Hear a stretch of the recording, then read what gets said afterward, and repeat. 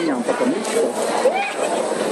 Jinak my sice stříháme veranka, ale tato stříž se zpravidla u takových zvířat se pomítění, protože šikovné jednice, řekněme, z květnu září ostříháte, tak vy umožníte jejich tělesný vývoj. To zvíře mladé, které intenzivně roste, tak v tom období je jen malý, že?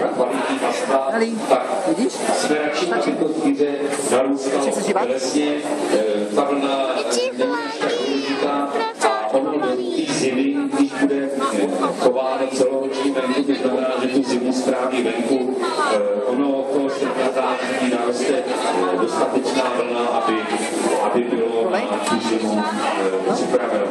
Ono v zásadě ty energetické nároky budou vždycky o tom, jakou energii tomu zvířeti dodáme. To znamená, čím kvalitnější krmení, tím to zvíře samozřejmě